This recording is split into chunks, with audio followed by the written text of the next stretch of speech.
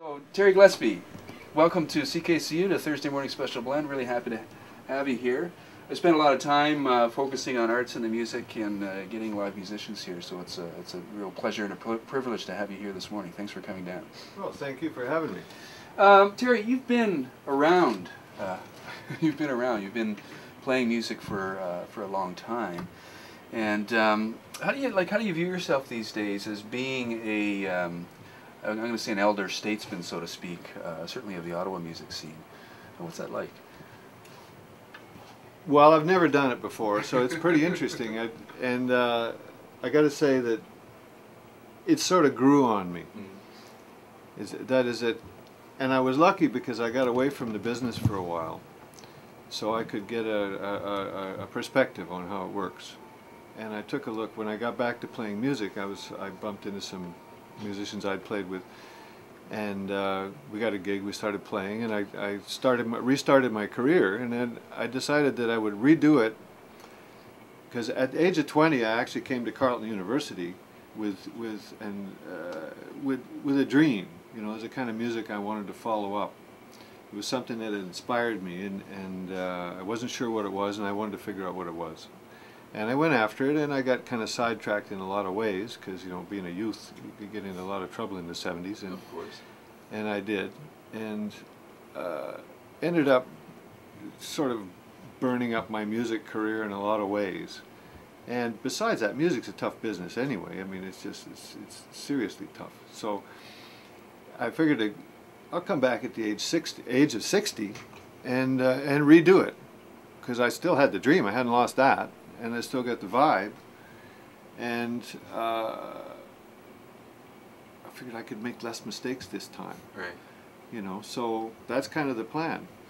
You just made an interesting comment too when you were 20 and you were at Carleton and you had this music thing going on, but you want to try to find it.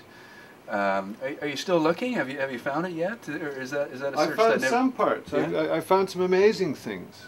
Like, you see, it isn't a case of, you know, it sort of seems when you start playing music, it seems like, oh man, I hear this thing, I want to be like that. Yeah, that's a big part of it, you know, and we judge ourselves by the outside world, what we hear, what we're inspired by, but there's something inside that inspiration that once, a long time ago, I actually took lessons from Howlin' Wolf before I left the U.S. And I went down there, and I was so curious that I had no idea that all his band members were terrified of him, you know. I wasn't. I was just so curious, I ignored all that. And I realized that he was looking for something. He was looking for some expression. He wanted to make something happen. It wasn't a matter of and his record company had an idea what he was.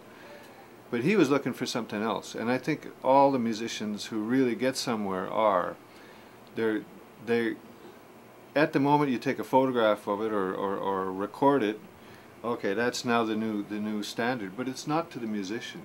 The next second he's different. So somehow in the midst of all this, there's a running, well, like it's roots. That's why I'm into the roots of music. Mm-hmm. There's somewhere there's an inspiration that makes you feel like something, and that's what we're after. If we can find that and reveal it, well then, man, it's over. Well, roots is also a really interesting metaphor, because if you take a tree, if it's a strong tree, the roots are going to be mighty long and deep, and so you could look forever for your whole life if you wanted to, and still not discover everything. Now, before we started here, we were chatting, and you mentioned that playing here on your own solo is a little bit different for you. Like, you like being in a band. And you were telling me about performing with other band members and performing with people you love. Can you tell me more about that? That's a really interesting concept. Well, what happened is, you would think that when you start a band, you know, everybody's got a good vibe and they all take off and go, but that's not true at all.